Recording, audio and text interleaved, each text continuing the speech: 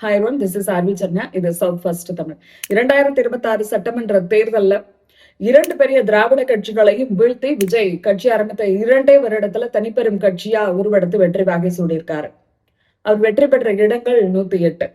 இந்த இடங்களை மட்டுமே வைத்து அவரால் ஆட்சி அமைக்க முடியுமா? அவருக்கு எந்தெந்த கட்சிகள் ஆதரவு கொடுக்க போகுது, இவர் எந்தெந்த கட்சிகள்கிட்ட ஆதரவு கேட்க போறாரு, அப்படி இவர்கிட்ட மற்ற கட்சிகள் வரும்போது அவங்க என்னென்ன டிமாண்ட்லாம் முன் வைப்பாங்க, எப்படி நம்பிக்கை வாக்கெடுப்புல அவர் பாஸ் பண்ண போறாரு, இந்த வீடியோல பார்க்கலாம். விஜய் வெற்றி பெற்ற இடங்கள் 108. இதுல அவர் 2 இடத்துல போட்டியிட்டு வின் பண்ணி இருக்கிறாரு. எனவே ஒரு தொகுதியை அவர் ராஜினாமா பண்ணணும். அப்ப இந்த நம்பருங்கிறது 108ல இருந்து 107 குறையும். அடுத்ததா சபாநாயகர் போயிட்டாரு அப்படின்னா இந்த 107ங்கிறது 106 குறையும். இந்த 106 மட்டுமே வச்சுட்டு அவங்களால ஆட்சி அமைக்க முடியாது. மேற்கொண்டு அவங்களுக்கு இடங்கள் தேவைப்படும். அப்ப மற்ற கட்சிகளோட ஆதரவு அவங்க கேட்பாங்க. 12 எம்எல்ஏக்களோட ஆதரவு அவங்களுக்கு தேவை. 12 மட்டுமே பத்தாது. கூடுதலா 2 எம்எல்ஏக்கள் ஆதரவையும் அவங்க கேட்பாங்க. 120 இடங்கள் இருந்ததுன்னா போதும் தாவேகாவுக்கு விஜய் ஆட்சி அமைக்கலாம். அப்ப இந்த இடங்கள் எங்க இருந்து வரும்? 14 இடம் எங்க இருந்து வரும்? 14 எம்எல்ஏக்கள் எங்க இருந்து கிடைப்பாங்க அப்படிங்கிறதா இப்போ ஒரு கேள்வி. விஜயை பொறுத்த வரைக்கும் அவருக்கு திமுக இருக்கக்கூடிய கூட்டணி கட்சிகள் ஆதரவு தர தயாரா இருக்காங்க. குறிப்பா காங்கிரஸ் தானாவே முன் நாங்க விஜய்க்கு ஆதரவு தரோம் அப்படின்னு சொல்லியிருக்கிறாங்க. காங்கிரஸ் பொறுத்த வரைக்கும் விஜயோட கைகோர்ப்பது அப்படின்னு முடிவெடுத்திருக்கிறாங்க. இந்த தேர்தல்ல இந்த அரசியல் சூழலை பொறுத்து மட்டும் இல்லாம வரக்கூடிய உள்ளாட்சி தேர்தல் 2029 நாடாளுமன்ற தேர்தலையும் தாவேகாவுடைய பயணிப்போம். எங்களுடைய இந்த அரசியல் பயணம் கூட்டணி அப்படிங்கிறது லாங் டேர்ம் அப்படிங்கிறத காங்கிரஸ் உறுதி பண்ணியிருக்கு. அதுக்கு முக்கியமான காரணம் அமைச்சரவையிலும் இவங்க அங்கம் வகிக்கணும் அப்படின்னு விருப்பப்படுறாங்க. இது இவங்களுக்கு பல வருட ஒரு கனவு. அதை தாவேகா மூலமா நிறைவேற்றிக்கணும் அப்படின்னு காங்கிரஸ் இந்த சூழலை பயன்படுத்தி இப்போ தாவேகாவோட போகுது. எனவே திமுகவோட இருந்த நீண்ட நெடிய உறவை காங்கிரஸ் இதன் மூலமா முறிச்சுக்குது. முக்கியமா வரக்கூடிய நாடாளுமன்ற தேர்தலையும் திமுகவோட கூட்டணி இல்ல அப்படிங்கறத காங்கிரஸ் இப்பவே தெளிவுபடுத்திருக்கு. இது ஒரு நீண்ட நெடிய கூட்டணியா தான் பார்க்கப்படுது. காங்கிரஸ் பொறுத்த வரைக்கும் அவங்க தங்களோட அறிக்கையில இப்ப என்ன சொல்லியிருக்கிறாங்கன்னா, தமிழக வெற்றி கழகத்தோட தலைவர் திரு விஜய் தமிழ்நாட்டுல அரசு அமைப்பதற்காக இந்திய தேசிய காங்கிரசிடம் அதிகாரப்பூர்வமா ஆதரவு கேட்டாரு. அவங்கள முக்கியமா என்ன சொல்லியிருக்காங்கன்னா, இந்த கூட்டணி பரஸ்பர மரியாதை, உரிய பங்கு மற்றும் பொறுப்புகளை பகிர்ந்து கொள்ளும் அடிப்படையில் அமைந்துள்ளது. நிபந்தனையற்ற ஆதரவெல்லாம் அவங்க கொடுக்கல, நிபந்தனையோட ஆதரவு கொடுத்திருக்கிறாங்க. வெளியில இருந்து ஆதரவு அதெல்லாம் இல்ல. இவங்க கிட்ட ஒரு 5 எம்எல்ஏக்கள் இருக்காங்க. இந்த 5 எம்எல்ஏக்களும் நிபந்தனையோட ஆதரவு கொடுக்கறாங்க. இது தற்போதைய அரசு அமைப்பிற்காக மட்டுமல்லாமல் எதிர்கால உள்ளாட்சி, மக்களவை மற்றும் மாநிலங்களவை தேர்தல்களுக்கும் தொடரும் அப்படின்னு சொல்லியிருக்கிறாங்க. திரு விஜய் மற்றும் ராகுல் காந்தி தமிழ்நாட்டு மக்களின் இந்த வரலாற்று தீர்ப்பை மதித்து மதச்சார்பற்ற மற்றும் முன்னேற்ற அரசை அமைத்து மக்களின் குறிப்பாக இளைஞர்களின் நம்பிக்கைகள் மற்றும் வாக்குறுதிகளை நிறைவேற்ற உறுதி பூண்டுள்ளனர் அப்படின்னு அபிஷியலாவே அனௌன்ஸ் பண்ணியிருக்கிறாங்க. இந்த நிலையில இவங்க இப்ப என்ன செய்யறாங்கன்னா, திமுக இருக்கக்கூடிய மற்ற கூட்டணி கட்சிகளையும் தாவேகாவோட போறதுக்கு இவங்க பேச்சுவார்த்தை நடத்திட்டு வராங்க. இவங்க எல்லாருமே கூட்டணி கட்சியை விரும்பினவங்க தான், ஆட்சி அதிகாரத்துல பங்கு கேட்டவங்க தான். குறிப்பா காங்கிரஸ் ஆரம்பத்துல இருந்தே ஆட்சி அதிகாரத்துல பங்குங்கிறத தொடர்ந்து சொல்லிக்கிட்டே வந்தாங்க. அதுக்காகவே அவங்க தாவேகா பக்கம் போறதா சொன்னாங்க.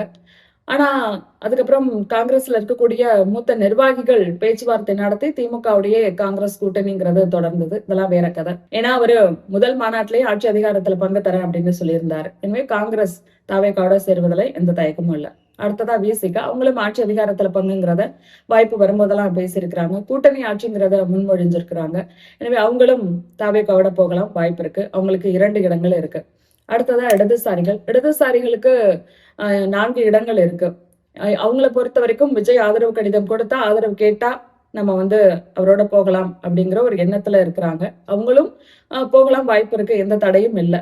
ஏன்னா விஜயை பொறுத்த வரைக்கும் அவரு பாஜகவுக்கு எதிராக தான் பேசுறாரு, பாஜக கொள்கைக்கு எதிராக தான் இருக்கிறாரு அப்படிங்கிறத இடதுசாரிகள் நம்புது. அந்த அடிப்படையில அவருக்கு அவங்க ஆதரவு கொடுக்கலாம். ஐயுஎம்ல பொறுத்த வரைக்கும் நாங்க ஐயுஎம்எல் கிட்ட பேச்சுவார்த்தை நடத்திட்டு இருக்கிறாங்க. ஆனா அவங்களை பொறுத்த வரைக்கும் நாங்க திமுக கூட்டணியிலே தொடர விரும்புறோம் அப்படிங்கிறத பதிவு பண்ணியிருக்கிறாங்க. நம்மளோட முடிவு என்னவா இருக்கும் அப்படிங்கிறது நமக்கு போக போக தான் தெரியும். அடுத்ததா இந்த பக்கம் பாத்தீங்க அப்படின்னா, அதிமுகவுல பாமக போறதுக்கு ரெடியா இருக்கு. ஆனா பாமகவும் விசிகாவும் ஒரே கூட்டணியில அங்கம் வகிக்குமா அப்படிங்கிற ஒரு கேள்வி இருக்கு. பாமக வந்தா விசிகா இருக்காது, விசிகா இருந்தா பாமக இருக்குமா அப்படிங்கிற ஒரு கேள்வி இருக்கு. ஆனாலும் பாமக வர்றதுக்கு ரெடியா இருக்கு. அடுத்ததா இந்த பக்கம் தேமுதிக கூட இருக்கு. ஆனா தேமுதிக பொறுத்த வரைக்கும் நாங்க திமுக கூட்டணியிலே தொடர்வோம் அப்படின்னு சொல்லியிருக்கிறாங்க. ஏன்னா அவங்க வந்த உடனே உங்களுக்கு 10 சீட்டு கொடுத்தாங்க, ஒரு ராஜ்யசபா சீட்டு கொடுத்தாங்க. இதையெல்லாம் வாங்கிக்கிட்டு தாவேக்காட கூட்டணி போனா அவங்களோட பேர் ரொம்பவே டேமேஜ் ஆகும். அதனால தேமுதிக கொஞ்சம் யோசிச்சுதான் முடிவெடுக்கும். அதிமுகவை பொறுத்த வரைக்கும் அவங்க எதிர்கட்சியா கூட இல்ல. 10 தோழி பழனிசாமி அப்படின்னு பெயர் எடுத்தவர் இப்ப 11 தோழி பழனிசாமி அப்படிங்கிற விமர்சனத்தையும் எடப்பாடி பழனிசாமி பெற்று வராரு. அதனால அதிமுகக்குள்ளேயும் சில உட்கட்சி பூசல் இருக்கிறதா சொல்லப்படுது. எனவே அவங்கள ஒரு குரூப் வந்து விஜய்க்கு ஆதரவு தெரிவிக்கணும் அப்படிங்கிற முடிவுல இருக்காங்க அப்படின்னு சொல்லப்படுது. ஆதரவு அப்படின்னா எப்படி, நம்ம அமைச்சரவையில பங்கு கேட்கலாமா, என்ன டிமாண்ட் வைக்கலாம் அப்படிங்கிற ஒரு ஆலோசனையும் அங்க போயிட்டு இருக்கிறதா சொல்லப்படுது. ஆனா விஜயை பொறுத்த வரைக்கும் நம்ம தனிப்பெரும் கட்சியா உருவெடுத்திருக்கிறோம். நம்ம இந்த கட்சிகளோட ஆதரவோட நம்ம வந்து ஆட்சி அமைச்சாலும் இவங்க கேட்கிற மாதிரி நம்ம அமைச்சரவையில பங்கு தரோம், இல்ல ஒரு டிமாண்டோட அவங்க உள்ள வராங்க அப்படின்னா அது நமக்கு சிக்கலாகும். அதனால நம்ம இந்த நம்பர்ஸை வச்சே நம்ம ஆட்சி அமைக்கணும் அப்படிங்கறதான் தாவேக்காவோட விருப்பம் அப்படின்னு சொல்லப்படுது. திமுகவை பொறுத்த வரைக்கும் நாங்க சிறந்த எதிர்கட்சியா செயல்படுவோம் அப்படின்னு சொல்லிட்டாங்க.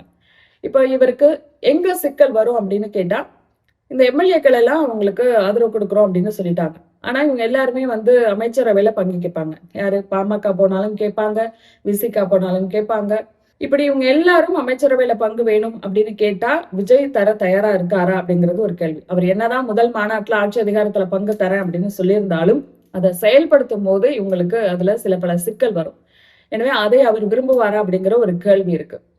நாளைக்கு ஒருவேளை அதை தர முடியாது அப்படின்னு சொல்லிட்டாங்க அப்படின்னா நம்பிக்கை வாக்கெடுப்பை நடத்துறதுக்கு இவரு அவகாசம் கேட்கலாம். அந்த அவகாசத்தை கவர்னர் இவருக்கு தரலாம். ஒரு 2 வாரம் 3 வாரம் அப்படி கூட தரலாம். அப்படி நம்பிக்கை வாக்கெடுப்பு நடத்தும் போது அதுல அதிமுக திமுக எப்படி ரோல் பிளே பண்ண போறாங்க அப்படிங்கிறது ஒரு விஷயம். நிச்சயமா அவங்க வந்து இந்த நம்பிக்கை வாக்கெடுப்புல பங்கெடுத்துக்கிட்டாங்க அப்படின்னா அப்ப அந்த நம்பிக்கை வாக்கெடுப்புல விஜய் தோத்து போறாரு அப்படின்னா மறுபடியும் எலெக்ஷனை சந்திக்க வேண்டி வரும். அது விஜய்க்கு தான் அசாதகமா இருக்கும். சொல்ல போனா இப்ப அவரு பெற்ற இடங்களை விட அதிகமான இடங்கள் பெறுவதற்கான வாய்ப்புகள் இருக்கும். அவர் மேல ஒரு அனுதாபம் ஏற்படும். அதை அவங்களும் விரும்புவாங்க. நம்பிக்கை வாக்கெடுப்பு நடத்தணுமா, சரி நாங்க நடத்துறோம். தோத்து போறோமா, சரி பரவாயில்ல, அடுத்ததா எலெக்ஷனா நாங்க சந்திக்கிறோம், எங்களுக்கு இதை விட அதிகமான இடங்கள் கிடைக்கும், ஒரு அனுதாப அலை அவர் மேல இருக்கும். எனவே அதை வந்து திமுகவும் அதிமுகவும் விரும்புமா அப்படிங்கிறது ஒரு கேள்வி. ஏன்னா பல வருடமா கட்சி நடத்துறவங்க ஆட்சியை பார்த்திருக்கிறாங்க, பல அனுபவங்களை அவங்களுக்கு கிடைச்சிருக்கு. எனவே நம்பிக்கை வாக்கெடுப்பு நடத்தி தாவேகா தோத்து போயிருச்சு, மறுபடியும் ஒரு எலெக்ஷனை மக்கள் சந்திக்கிறாங்க அப்படின்னா அது என்ன மாதிரியான ஒரு விளைவுகளை ஏற்படுத்தும் அப்படிங்கிறது திமுக அதிமுக 2 பேருக்குமே தெரியும். எனவே நம்பிக்கை வாக்கெடுப்பு நடத்தும் போது இவங்க 2 பேரும் வெளியேறுவதற்கான வாய்ப்பு இருக்கு.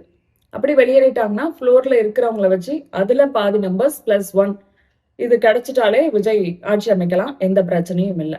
இதையும் தாண்டி அதிமுகவை பொறுத்த வரைக்கும் அவங்க என்ன நினைக்கிறாங்கன்னா, நாங்க உங்களுக்கு ஆதரவு தரோம், வெளியில இருந்து ஆதரவு தரோம், எங்களுக்கு அமைச்சரவையில பங்கு இப்படி எந்த விஷயமும் வேண்டாம், அதை கொடுக்க உங்களுக்கு விருப்பம் இல்லைன்னா நாங்க வெளியில இருந்து ஆதரவு தரோம் அப்படிங்கிற முடிவுல அதிமுக இருக்கிறதா சொல்லப்படுது. எத்தனை வருஷத்துக்கு இப்படி கொடுப்பாங்க, 5 வருஷத்துக்கும் இப்படி வெளியில இருந்து ஆதரவு கொடுப்பாங்களா அப்படிங்கிற ஒரு கேள்வி இருக்கு. அதிமுகவை பொறுத்த வரைக்கும் திமுக என்ன நினைக்குதோ அதே தான் அதிமுக நினைக்குது. நாம இப்ப இவங்களுக்கு எந்த ஒரு சிக்கலோ கொடைச்சலோ எதுவுமே கொடுக்க கூடாது.